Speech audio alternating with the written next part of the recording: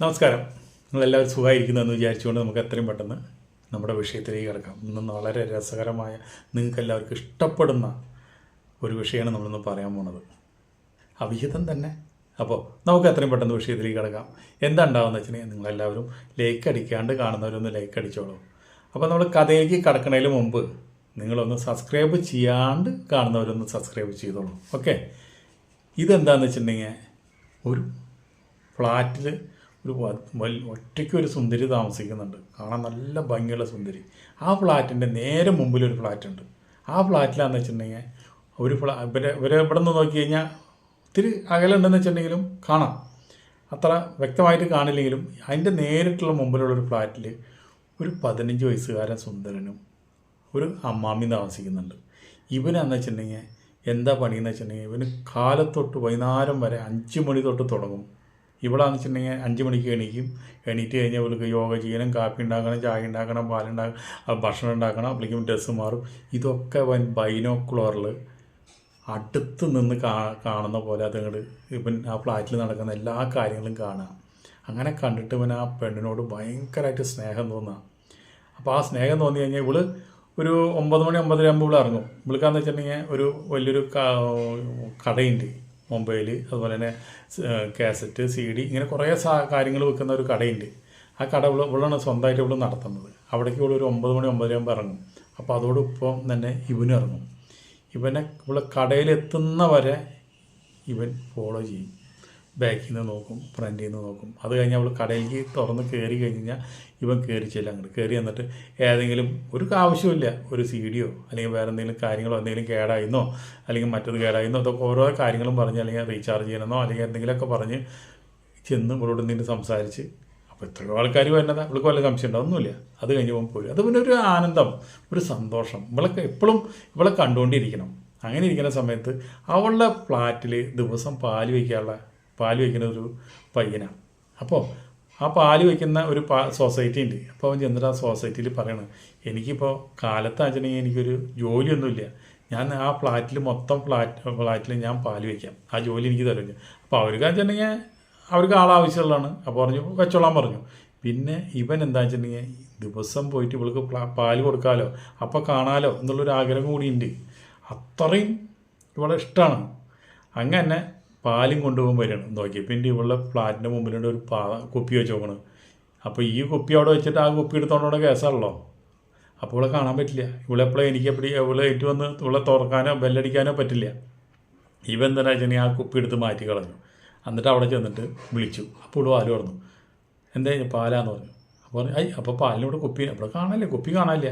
അപ്പോൾ വേറൊരു പയ്യൻ ഉണ്ടാകുന്നല്ലോ, അവൻ ജോലി നിർത്തിപ്പോയി, ഇനി ഞാനാ വരുന്നത്. അല്ല ഇനിയിപ്പോൾ ഇതുപോലെ കുപ്പി ആരെങ്കിലും എടുത്ത് പിന്നെ 2 ദിവസം കൂടി ഇതുപോലെ കുപ്പി കാണാണ്ട് പോയി. അപ്പോൾ പറഞ്ഞു, എന്തായാലും ഞാൻ നേരം വെളുത്ത് വരുമ്പോൾ ഞാൻ വിളിച്ചിട്ട് തരാം, ഈ കുപ്പി ആരോ ഇവിടെ നിർത്ത് മാറ്റുണ്ട്, അതുകൊണ്ടായിരിക്കാമെന്ന് പറഞ്ഞു. ഇവൾക്ക് അപ്പോഴും സംശയമില്ലല്ലോ. അങ്ങനെ പിന്നെ ദിവസം ചെന്ന് വിളിക്കും, പാല് കൊടുക്കും. അത് കഴിഞ്ഞ് ഞാൻ നേരിട്ട് വന്ന് റൂമിൽ വരും, ബൈനോക്കുലർ ഇവിടെ നോക്കും. ഇവൾ ഡ്രസ്സ് മാറുന്നത്, ഇവൾ കുളിച്ചിറങ്ങി വരുന്നത്, ഇവളവിടെ ജിമ്മ് ചെയ്യുന്നത്, ഇവൾ ഭക്ഷണം ഉണ്ടാക്കുന്നത്, അതൊക്കെ കാണുമ്പോൾ തന്നെ വേറൊരു രഹസ്യം കൂടി അവൻ കാണണം. അതവന് ഒരുപാട് ഫീലിങ്സ് ഉണ്ടാക്കി. രാത്രി ഇവിടെ കട പൂട്ടി കഴിഞ്ഞ് ചെല്ലുമ്പോൾ അത് കഴിഞ്ഞിട്ട് ഒരു ആളിവിടെ ഇവളെ അടുത്തേക്ക് വരണം. ഇവിടെ എടുത്തി വന്നിട്ട് ഇവിടെ വരുന്ന വാതിൽ തുറന്ന് തട്ടി വിളിച്ച് വാതിൽ തുറന്ന് കണ്ട വഴിക്കാൻ ഇവിടെ ചെന്ന് കിസ് ചെയ്യുന്നു. ഇവർ തമ്മിൽ പരിപാടി ചെയ്യുന്നു. ഇത് കണ്ടപ്പോൾ അവന് ഭയങ്കര വിഷമമായി, ഫീലിങ്സായി. അപ്പോൾ എന്തെന്ന് വെച്ചിട്ടുണ്ടെങ്കിൽ ഇവൻ ചെന്ന് പരിപാടി ചെയ്യേണ്ടെന്ന് മനസ്സിലായി കൂടിയിട്ട് പരിപാടി ചെയ്യാനാണിപ്പം വരുന്നു പറഞ്ഞ് ആദ്യത്തെ ദിവസം മനസ്സിലായി കൂടിയിട്ട് 2ാമത്തെ ദിവസം വീണ്ടും പരിപാടി ചെയ്യാൻ വരണം. അപ്പോൾ ഇവൻ എന്തുണ്ടായെന്ന് വെച്ചിട്ടുണ്ടെങ്കിൽ ഈ പരിപാടി ചെയ്യാൻ സമ്മതിക്കരുത് ഇനി എന്ന് വിചാരിച്ചത്. ഇപ്പം എന്തുണ്ടാ വെച്ചിട്ടുണ്ടെങ്കിൽ ഫയർ സ്റ്റേഷനിലേക്ക് ഫോൺ ചെയ്തിട്ട് പറഞ്ഞു, ഇത്ര നമ്പർ ഫ്ലാറ്റ് ഇന്ന ഫ്ലാറ്റിൽ ഗ്യാസ് ലീക്കായിട്ട് അവിടെ ഇത് വരുന്നുണ്ട്, തീ വരുന്നുണ്ട്, എത്രയും പെട്ടെന്ന് ഫയർഫോഴ്സ് വരണമെന്ന് പറഞ്ഞു. അങ്ങനെ അപ്പോഴേക്കും ഫയർഫോഴ്സ് ഈ ഫ്ലാറ്റിൽ വന്ന് തുറന്നു നോക്കുമ്പോൾ ഇവിടെ ഒരു പ്രശ്നമില്ല. ഇവിടെ ആ പെണ്ണും പരിപാടി പകുതിക്ക് വെച്ച് തുടങ്ങാൻ നിൽക്കണ പരിപാടി നടന്നില്ല, പകുതിക്ക് വെച്ച് നിർത്തേണ്ട വന്നു കളിക്കാനായിട്ട്.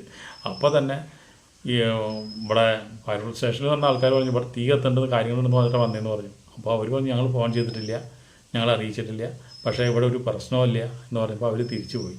അതോടുകൂടി അവർ അന്നത്തെ പരിപാടിയുടെ മൂഡ് പോയി. അവൻ തിരിച്ചു പോവുകയും ചെയ്തു. അത് കഴിഞ്ഞ് പിറ്റേ ദിവസം ഇവളെ വഴിക്ക് വെച്ചത് കണ്ടിട്ട് ഈ പയ്യൻ എന്തുണ്ടായിരുന്നു, 10-15 വയസ്സുള്ള അവൻ ചെന്നിട്ട് പറഞ്ഞു, നിങ്ങളെ ഞാൻ ആദ്യം മുതലേ നിങ്ങളോട് ഞാൻ സ്നേഹിക്കുന്നതാണ്. നിങ്ങളെ കാണാതെ ഇനി ഇരിക്കാൻ പറ്റില്ല. നിങ്ങളെ ഫ്ലാറ്റിൻ്റെ നേരെ മുമ്പിലുള്ള ഫ്ലാറ്റാണ് എൻ്റെ. ഞാൻ എല്ലാം നിങ്ങളുടെ വീട്ടിൽ നടക്കുന്ന ഓരോ കാര്യങ്ങളും എടുത്ത് പറഞ്ഞു.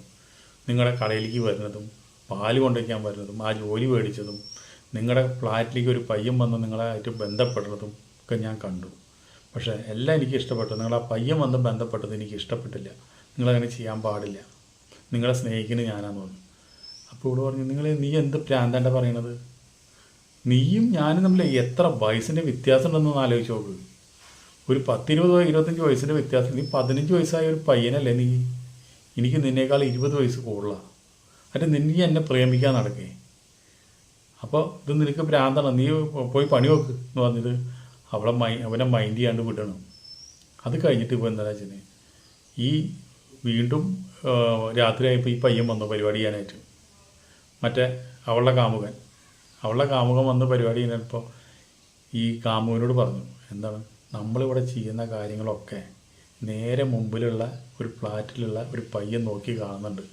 അത് കാണുന്നെന്ന് പറഞ്ഞോട് ഇവനാകെ പരിപാടിക്ക് എല്ലാം രണ്ടുപേരും ഡ്രസ്സൊക്കെ അഴിച്ച് കയറ്റാൻ നിൽക്കുന്ന നേരത്തെ ഈ പറയണത്. പറഞ്ഞ വഴിക്കുമ്പോൾ ഈ ഈ വന്ന കാമുകൻ എന്താണെന്ന് വെച്ചാൽ വേഗം ഡ്രസ്സൊക്കെ എടുത്ത് ഇട്ടു. അതേ അവൻ കാണുന്നുണ്ടെന്ന് പറഞ്ഞിട്ട് നീ എന്തിനാ ഇവിടെ കിടന്ന് പരിപാടി ചെയ്യുന്നത്? അവൻ കാണാത്തോടത്തേക്ക് എന്തില്ല, അവൻ കാണണം.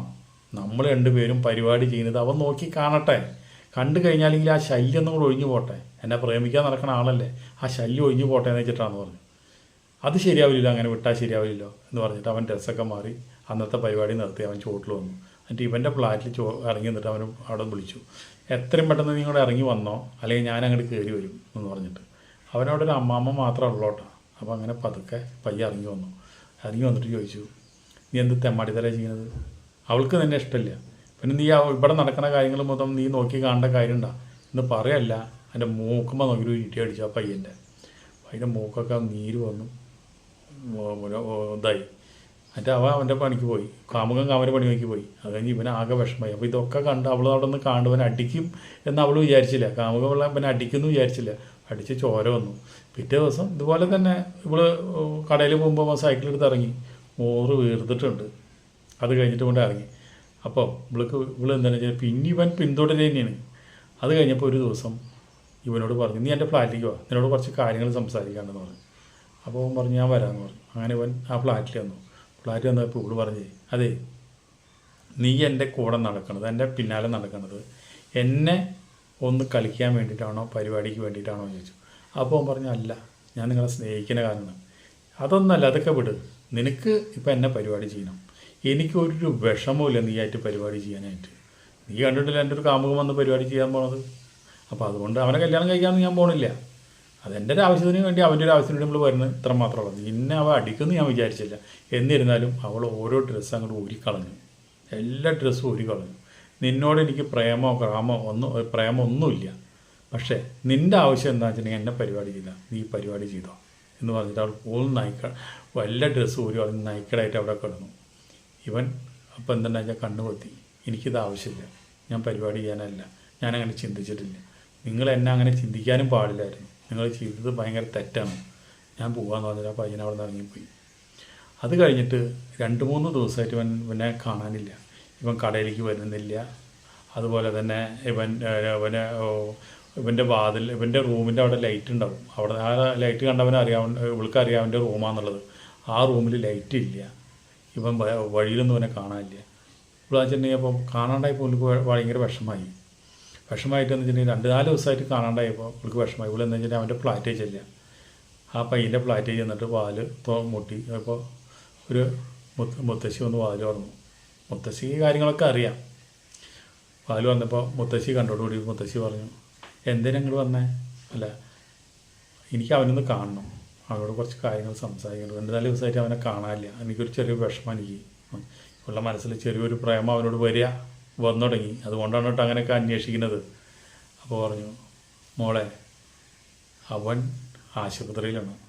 അവൻ ഒരു ദിവസം രാത്രിയോടെ ടെൻഷനായിട്ട് വന്നു, എല്ലാം നഷ്ടപ്പെട്ടു, എന്നെ എങ്ങനെയാണ് കാണുന്നത് എന്നൊക്കെ എന്തൊക്കെയോ പുലമ്പി കഴിഞ്ഞിട്ട് അവൻ നോക്കിയപ്പോൾ അവൻ്റെ കൈ ഞരമ്പ് മുറിച്ചു.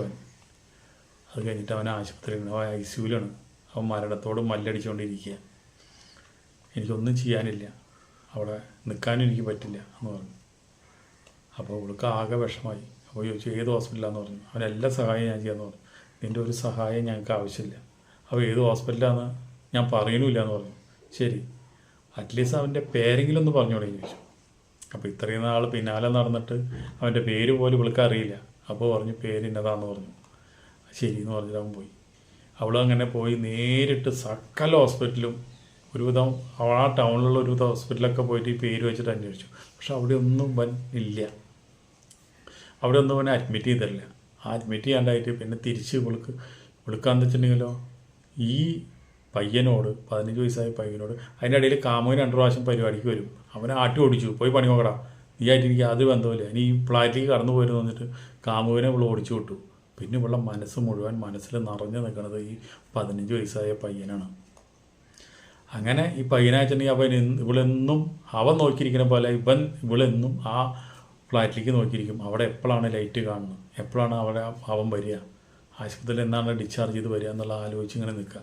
അങ്ങനെ ഒരു ദിവസം ഇവളൊരു ദിവസം കാലത്ത് കടയിലേക്ക് പോകാനായിട്ട് ഇറങ്ങി വരുന്നോട് കൂടിയിട്ടുണ്ട്.